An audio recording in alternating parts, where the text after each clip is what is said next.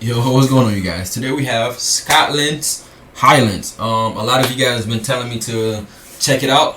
Yeah, I've been telling me how green it is. I've been telling me how beautiful it is. So today we're gonna check it out, man. Yeah, I don't got nothing to say. We're gonna straight to the video. Come on. I'm Rick Steves, back with more of the best of Europe. This time we're packing light, but there's always room for puppies. Sheepdog puppies. We're in the Highlands of Scotland. Thanks for joining us.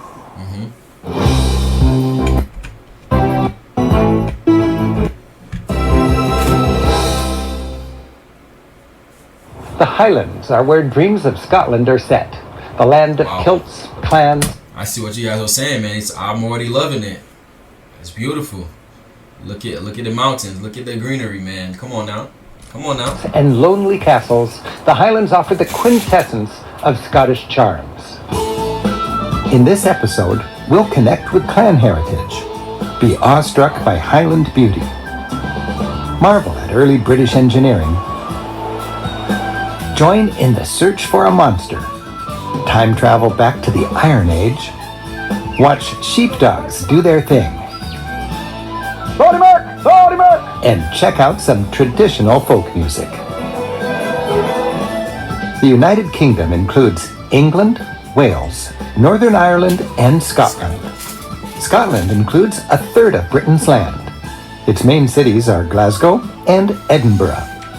To the south is the Lowlands, and to the north, the Highlands. Focusing on the Highlands, we'll visit Inveraray, Oban, and follow the Caledonian Canal to Loch Ness, Inverness, and the battlefield at Culloden. Okay. Here in Scotland, the Highlands have more than half the land and only 5% of the people. Still, it's these Highlands, so vast yet so sparsely populated. I'm sorry. I'm gonna be pausing a lot this video. When we comes to these videos right here, I'll pause a lot because I gotta take in the beauty. I gotta take in the greenery. You know, all of that.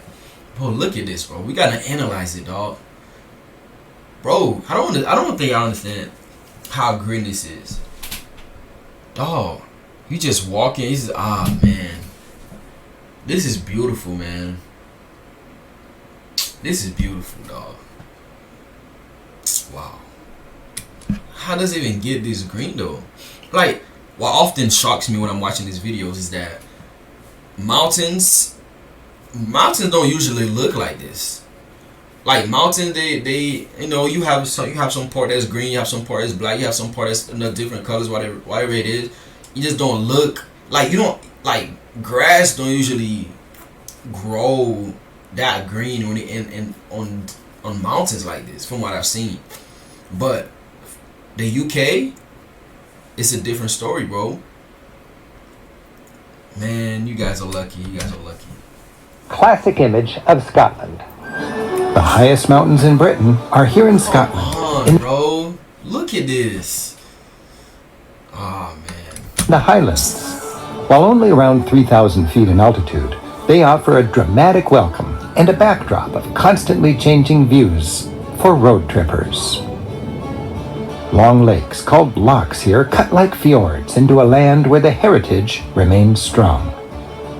In this region, so much seems proudly Scottish. Clans gather to celebrate traditional sports. Girls grow up dreaming to dance like their mothers did. Whiskey is savored with reverence for the culture. And pipers still stir the Scottish soul. And in this land so steeped in culture, Scotland's beloved hairy coo feels perfectly at home. These shaggy Highland cattle have evolved to fit the environment. Their adorable bangs protect their eyes from both insects and the persistent wind. Historically, Highland society was centered around the clan system. In medieval times, long before being tamed by any central government, the Highlands were inhabited by a collection of proud and often bickering tribes or clans, each with its own chief and deep-seated traditions. Castles dotting the landscape evoke this strong clan heritage. Scottish people, whether in Scotland or abroad as part of the Scottish diaspora, still relate to their historic clan. And many venerate a particular castle as their historic capital, and almost spiritual center. Okay. Inveraray Castle, the residence of the 13th Duke of Argyll, has a stately turreted exterior set in a delightful garden. Wow, that's beautiful. Historically a stronghold of the Campbell clan, its walls are well hung with portraits of the many dukes who've called this palace home. Here's the first duke, with dukes number 2 and 3 on deck. As with many such castles, the aristocratic family still lives here, like clan royals. Displays are like the family scrapbook, showing the current duke and his family, who still occupy the private half of this palace. The public half is a museum, filled with precious, if you're a Campbell, artifacts. This case features pendants of esteemed family members through the ages. This one's filled with dirks and daggers, set against a nice Campbell tartan. A highlight is the Armory Hall, which fills the main atrium. Here, swords and rifles are artistically arrayed in starburst patterns. Docents are standing by and happy to answer questions. So our halberds here date from the 1600s. They come from the earlier castle before this one. Now, what is a halberd? So a halberd could be used against charging cavalry, and you'll notice they've got tassels on them. It's not just for decoration, don't know about you. From killing someone, you don't want their blood dripping down your weapon, making it all slippy. So the tassels actually had a function. That's right, so the tassels would soak up the blood. And these muskets? So this is our brown-based flintlock muskets, all dating from the 1740s. These are all original, and they were last used at the Battle of Culloden, 1746, the last battle fought on British soil. Yes, so we have in this cabinet some of the belongings of Rob Roy McGregor, a kind of famous folk hero. The famous Rob Roy. That's right, Rob Roy McGregor. So this is his sporran here. And what is a sporran? So a sporran, if you think of a kilt, there's no pockets in a kilt. Right. So you'd have your sporran, and in your sporran you'd have maybe a wee bag of oatmeal. So this is your bag of essentials. Exactly, yes. Hanging right For here sure. in front. Yeah. You'll find castles like this all over the Highlands. Today, countless Scottish Americans make a pilgrimage of sorts to their ancestral clan capital. If you're a Campbell, you come here to Inveraray. Okay. The main town of the west coast of the Highlands is... That's why I like watching his videos. Like, he's gonna show you the beauty that the place that he's visiting has to offer, but he's also gonna show you the history, and that's why I like watching him. With the arrival of the train in 1880, Oban became the unofficial capital of this region and a destination for tourists. Today, Oban's harbourfront seems eager to please its many visitors. Victorian facades recall those early days of tourism. Before then, its economy was dominated by whiskey. Its venerable distillery has been busy since 1794, and by fishing. Even today, a tiny fleet stays busy. When the rain clears, sun-starved Scots enjoy their esplanade, and the beach brings joy to young families. The town's port has long been a lifeline to Scotland's Hebrides Islands, earning Oban the nickname the Gateway to the Isles. But we'll save the islands for another episode. We're driving north, deeper into the Highlands. Of course, here in Britain, you drive on the left-hand side of the road. You get used to it. The roads are good, the traffic's light, and the scenery is gorgeous. Yeah, definitely. The stunning valley called Glencoe offers the essence of the wild and stark. Come on, man. I'm sure better views are coming, but let's take this in for a minute, man. Hold up. Let's do this. Hold up. The stunning Right here. valley called Right here. Hold up. Glencoe. Right here. That's good. That's good. Let's take this in for a minute, man. Just imagine yourself there, by yourself, just you with nature. Just walking. So peaceful, man. So peaceful. So peaceful. Essence of the wild and stark beauty of the Highlands. While the valley is massive in scale, at its entrance is a tiny and practical home base. Glencoe village is basically a one-street town gathered around its church. there's the humble folk museum. Plenty of B&Bs. We're staying with Jackie and Ian. And a memorial to a terrible tragedy. A tragedy that, while 3 centuries old, still resonates. To be sure we get the story right, we're joined by my friend and fellow tour guide, Cullen Mears. This is a beautiful valley. Yeah, well, it does have a sad story though. In 1692 there was a massacre here, and government troops, redcoats, made up mostly of Campbells, they were sent here by the king. They were given the orders to arrive to the homes of the MacDonalds of Glencoe and to await further instruction.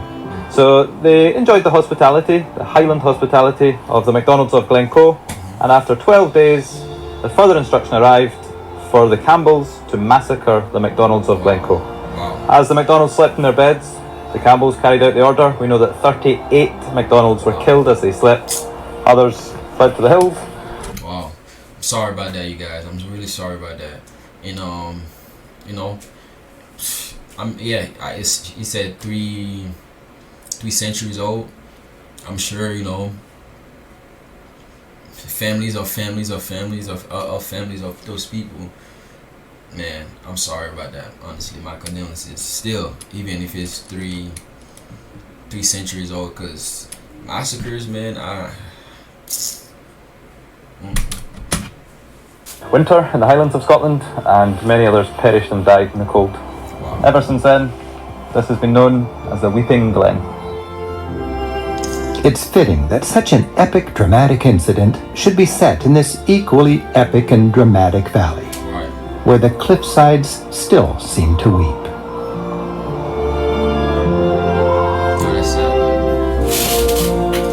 Glencoe Valley leads up into the vast Rannoch Moor. This moor, the biggest expanse of uninhabited land in Britain, is hundreds of desolate square miles, much enjoyed by hikers and lovers of nature. Question though, why is it not, are people not able to stay there? Why nobody decide to stay there? Cause man, I would love to live there. It's beautiful, dog. That's beautiful, man. Every morning you wake up to this.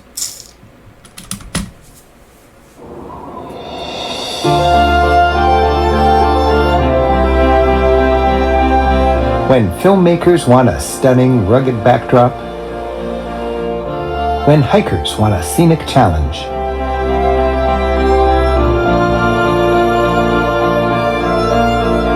and when Scots want to remember their hard-fought past, they all think of Glencoe.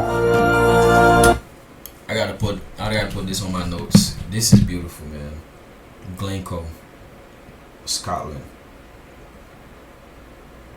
Glencoe, Scotland. Yep. I'm gonna visit this spot too.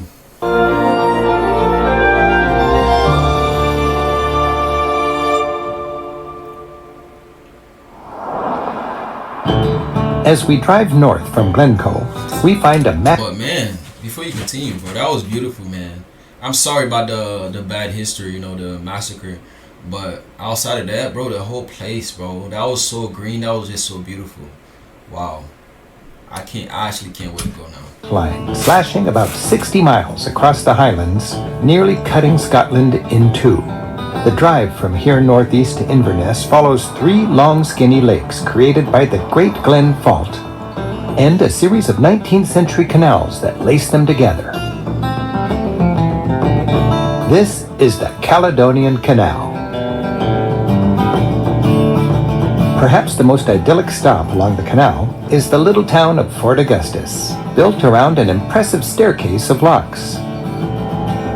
Today, this historic piece of British engineering is a welcoming park. 200 years ago, as Britain was at full steam during the Industrial Age, it connected these lakes with about 20 miles of canals and locks. That was so its ships could avoid the long journey around the north of the country. The Caledonian Canal took 19 years and cost a fortune to construct. It opened in 1822. While these locks were an engineering marvel in their day, they were quickly antiquated and a disaster commercially. Shortly after the canal opened, ships were built too big to fit. And shortly after that, with the advent of steam trains, the Caledonian Canal became almost useless, except for romantic age tourism. And today, the canal remains a hit with holiday goers. The most famous part of the Caledonian Canal route is the long and skinny Loch Ness. 22 miles long and over 700 feet deep, it's essentially the vast chasm of that fault line filled with water. Sorry, guys. I'm sorry. I wasn't gonna pause, but guys, look at this, man. Wow. Man, like I always say in these videos, man, I hope you guys actually go and visit these places. Actually go and experience this beautiful nature, this beautiful greenery that you guys have, man. Oh my Lord, this is amazing. It's essentially the vast chasm of that fault line filled with water. They say Loch Ness contains more water than all the lakes of England and Wales combined. Loch Ness is deepest near Urquhart Castle. While thoroughly ruined and little more than an empty shell to climb through, in its medieval heyday, this strategically situated castle was one of the most important in the Highlands, controlling traffic along the Great Glen. Today, so gloriously situated with a view of virtually the entire lake, it's extremely popular with tourists and the perfect place to look for the Loch Ness Monster. Question. Do you guys have any privately owned castles, or is it like all the castles belong to the country itself or to the government? Basically what I'm asking. Tell me in the comments, please. That would be interesting to me. While the lake is, frankly, boring, the local tourist industry thrives on the legend of the Loch Ness Monster. It is a thrilling thought, and there have been several seemingly reliable sightings. And of course, there's a touristy exhibit that would love to tell the story. The Loch Ness exhibition is spearheaded by scientist and naturalist Adrian Shine, who spent decades studying the Nessie phenomenon. Adrian, can you tell me the mission of this exhibition? Our mission is to be part of the essential sense of place. We are not a monster show, but we will tell you a lot, whether you like it or not, about Scottish lochs by arguing about the Loch Ness Monster. But we do it in a fairly entertaining way, I like to think, because we're talking about the one thing we would all like to have in Loch Ness. What we do is take you through the history of the search for an unusual animal in Loch Ness. In the 60s, it was surface surveillance with big telephoto lens cameras. Having failed in the 70s, we went underwater, partly in my own little photographic hide, Michan. Having failed to encounter a beast, we resorted to sonar in the 1980s, sort of underwater radar, and we built a flat pack sonar search vessel on a beach in 1981, patrolled up and down the loch. The contacts led in the end to Operation Deep Scan in 1987 with the fleet. In the 90s, we got a bit canny. We used an indirect method, and we have been ever since, and it's general science. What can the loch support in terms of food resources? What do the temperatures tell us about what could live in Loch Ness? And finally, we have the environmental message in terms of the record within the Loch Ness sediments. I would like our visitors to go away thinking about what could live in Loch Ness when we have explained Loch Ness. Go and see Loch Ness, but if you want to understand it, come here. And at the same time, and above everything, we want them to go away knowing a lot more about Scottish lochs.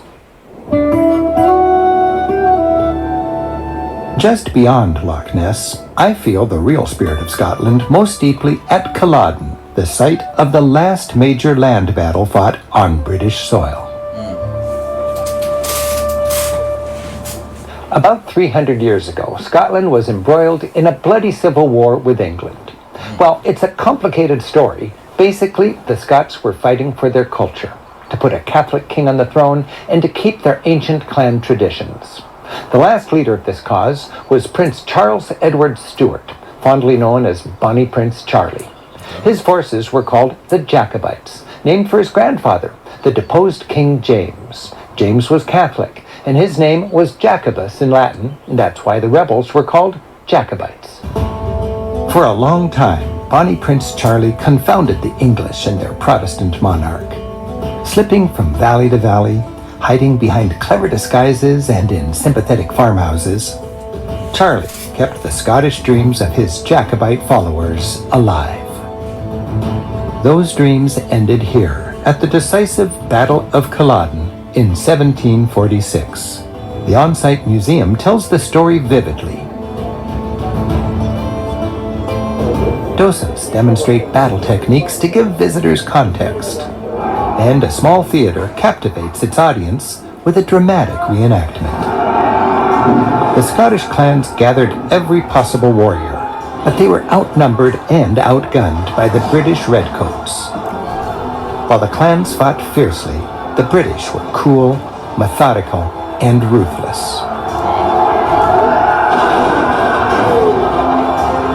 The hour-long battle was a catastrophe for the Highlanders as the British army finally and thoroughly defeated the Jacobites.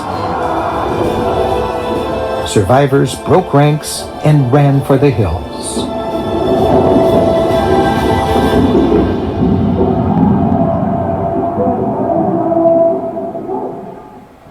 After the battle, the British army... Man, I don't like war. Sometimes it's necessary, but I always, if there's another option, go with the other option, man. Death is never okay. Like, if you die naturally, okay, that's not what I'm talking about. But killing is never okay, man. Yeah, but you know, certain freedom, certain things though, you know, people have to die for that, you know. I understand it, but, and I'm grateful, honestly, and I'm grateful. That's why I always say, man, if you know somebody that's in the military, if you know somebody that has served in the military, always thank them for their service, because they put their life on the line to fight for our freedom, you know, to fight for our rights, you know. So because a lot of time, man, you gotta fight for your rights, you gotta fight for your freedom. Again, if there's another way, do it that way. Don't fight, but sometimes, you know, you gotta do what you gotta do, which I understand completely. But again, if you know somebody that's in the army, if you know somebody that's in the military or whatever, call them, man. Talk to them. Make sure like they're okay, because you never know what's going on with them. Always talk to them. Be there for them. Down and killed clan chiefs and sympathizers. They banned kilts, tartans, bagpipes, and even the local language. Scottish Highland culture would never fully recover. On the battlefield, flags mark where the two armies lined up. This is where most of the hand-to-hand fighting took place. As visitors wander the battlefield, they pass mass graves and ponder how entire clans fought, died, and were buried here at this Scottish Alamo. For many, this is an emotional visit.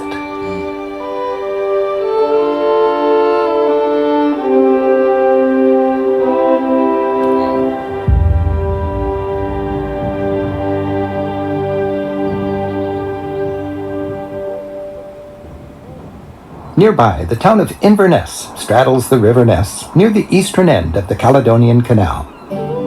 This town's charm lies in its normalcy.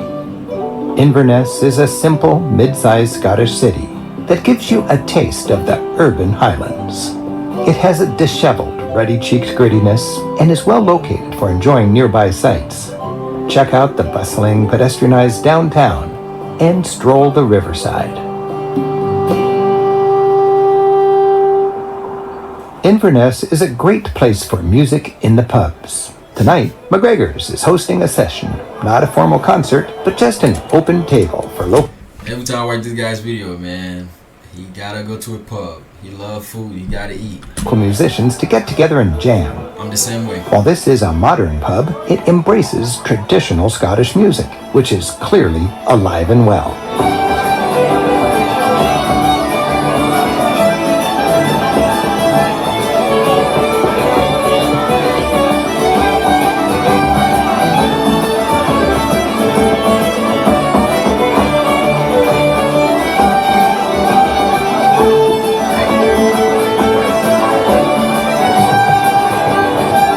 music brings the people of the Highlands together, even today.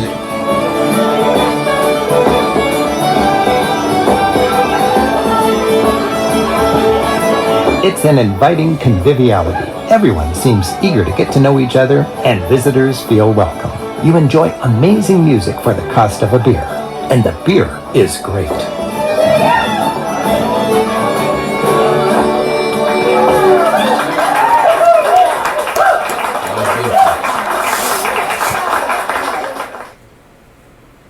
We're driving south to learn how some of the original Highlanders lived. Across Scotland, little round islands on lakes are the remains of prehistoric fortified homes. These are called crannogs and date back centuries before Christ. Here at the Crannog Centre on Loch Ness, one's been rebuilt using mostly traditional methods and now welcomes visitors. This is the Scottish Crannog Centre. It's a reproduction of a 2,500-year-old crannog that the archaeologists are excavating as we speak in Loch Ness right now. It was built out in the loch itself for defensive purposes. In Scotland then you had bears, you had wolves, you had big cats, you had called lynx, other people roaming the countryside. And if you're out here in the water, there's only one way in and out, and that's the walkway. So if you can keep that secure, you yourself in here are going to feel a lot safer. Guides demonstrate Iron Age technology, turning a lathe, grinding flour, stones against each other with a... and even starting a fire the really old-fashioned way. Nice.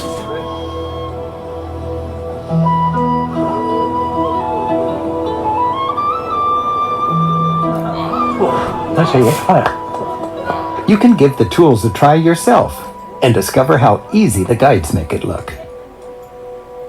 Scotland is littered with reminders of prehistoric people from an even earlier age. At Cairns, 3 Bronze Age burial chambers date from about 4,000 years ago.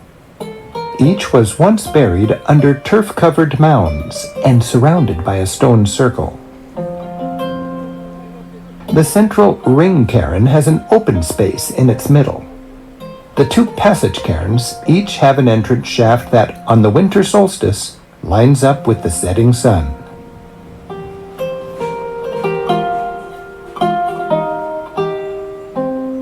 Visitors are caught up in the peaceful wonder of this ancient and sacred site. Do look peaceful. Enjoy the mystery of this place. Were these stone circles part of a celestial calendar? Was the soul of the deceased transported into the next life when the sun was just right? Nobody really knows. But everyone knows sheepdogs are fun. A favorite experience when touring Scotland is to visit a working sheep farm. I actually just learned that was a thing, like maybe the other day when I was watching another video. Like, what? That's so interesting. That is so interesting. The guy just whistling, and the dogs know what to do. The sheep know what to do, and it's amazing. The farmer and his dogs. Each afternoon, Neil Ross takes a break from farming to show off his well-trained sheepdogs. And his son, Tristan, is learning from the master. The main purpose of the dog is go down the field, get the sheep and bring them back. The voice commands, I'll explain the voice commands to you. This command means stop that dog. Stop command. The dog's hearing is like electric. The command wait to me means right, wee merk, wee merk, wee merk. Stop is lie down, little merk. The voice command come by is left. Don't come by. That whistle sound means left, means right.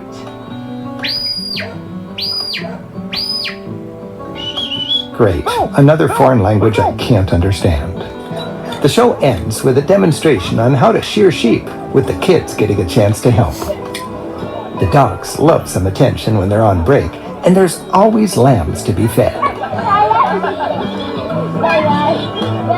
We connected with spectacular landscapes, shared traditional music, felt the power of history, and were inspired by the pride of this resilient culture. I hope you've enjoyed our look at Scotland's Highlands. Inverness with its rich heritage and majestic nature. Thanks for joining us. I'm Rick Steves. Until next time, keep on traveling. Wow, this was a great video, man. I enjoyed it very much. Man, like so much history, man. That's why I said I like him. He show you the history, man. He show you the beauty. He show you everything. So that's why I like watching him. Again, thank you guys for watching with me. I appreciate all the support. Continue to like, continue to comment, and road to 10K subscribers. Let's get to it. See you on the next one. Bye bye.